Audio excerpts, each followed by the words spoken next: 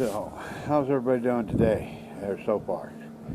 Yeah, you're probably just getting out of church, most of you. I don't know.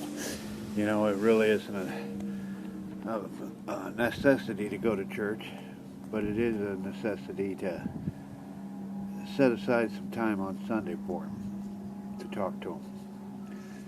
It's just one of those things that, we want to stay in contact. We want to keep touching base. And some of you get your walk running so dang good, you just don't even give it a second thought. We still want to touch bases. It's about growing. And, okay, guys, there is one thing I got to get straightened out, okay? This is for you guys to understand, okay? Because I see some of these guys looking at, oh my gosh, look at her looking at him. Oh my God. No, okay, here's how it's been, all right? I really need you to understand. See, when you're born into heaven right now, you're born without passion. Everything that you felt, as far as passion goes, is erased from your heart. It's been the way since the beginning of the first one coming up there. Because most children have had a lot of pain because of passion. There's whether it being a guy or a gal that's just destroyed them. And that song, he died loving her to death. No. Yeah, he literally went up there and forgot her. And it was erased. See, here's the evolving part of our humanity that we're in right now. Is we're going to be literally opening the door for passion again on the top side. But here's the thing. Remember, you don't have genitals up there, guys. It's not that. Okay? It's God's love. And it's a euphoric thing. And unfortunately, the only way you can experience it is with me or the Queens. The other two. And Deb. And just so you know, guys, it really is about having the best friend in a relationship. It's not about ownership. Because every one of you that give the dirty look, you're thinking ownership. All right? That's not the right way to be doing it.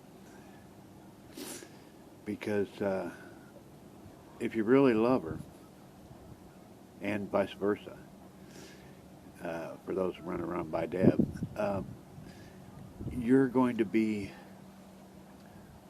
glad that they have other friends. And that you just know that you got a little spot in their heart. See, that's the thing it's always been about a relationship. Is that best friend. Because, I'll tell you what, most of them by the end of their life, sex is the last damn thing we're going to be dealing with. We don't give a shit about that, but I could not live without her, or I could not live without him. They're the ones that help me through every day. That's a friend. And that does go to the top side. So, all of us guys have to rethink of how we think of our partner. Because men do this ownership bullshit that is exact opposite. And most of the time, women just tolerate it because they don't want to be alone. But I see that changing. Because this evolving package, it is about relationships evolving into understanding what it means to have a best friend. Not a piece of property. You know, the whole saying, ball and chain, yeah, that's got to go. Because everyone is free. And if you really love them, they will be living free. But if you really have an ownership thing, then you're going to be watching everything they do, every phone call, everything they do. You want to know where they're going and all that. That's not the right way to do it, guys. And I really need you guys to step up and to recognize that in each other and maybe help point it out to each other. Because, we do a really good job about helping each other out when it comes to, dude, you really got this screwed up. Okay, come here, sit down. Okay, but we don't do a very good job about talking about each other's partners and what we see.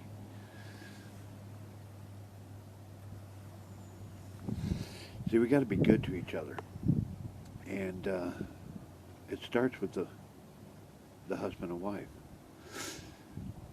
but it expands into other friendships. And so the top side is still all a bunch of friends, and they are really good friends. And that's what I meant when everyone's single on the top side, because there is no passion. And as far as a passionate relationship goes, even in the future, it'll only be something that's with myself or Deb and the two queens. Yeah, I need to also tell you too, when it comes to that part of it, we know what you like, and we know what makes you the most passionate. And so that's how you'll see us. So we may have a million different appearances, but there's only one appearance that really makes you happy, and that's what we'll be. And it'll be new. It'll be new for all of heaven. When I sat there and told you we were going to sit down with a billion at a time, Deb, girl, that is so what we're doing. Yeah, the whole heaven is waiting on that. And so, I told you heaven's always been perfect. There's the one thing he couldn't bring in there yet was passion, because we weren't evolved enough. There's too many heartaches here. Too many broken hearts. Too many guys think their wives are their possessions, that no one should look at them, and that she should look at nobody else. See, that's wrong, guys. That is straight up wrong. And girls have been telling you that for a long time. And hell, we've converted a couple girls to that too. That don't look at my man. Don't you look at my man. Yeah. Get over it, girl. Is he really your man? Or is he your partner? Just want to ask him the question. Because you can't possess somebody. They're a free soul. And anybody that's ever been in a real relationship, and a good one, they already understand this. I'm working for all you guys that, you're in your fourth divorce. I still haven't figured it out. Or you gals. Finding a friend and a partner, it takes two. One could screw it up, though.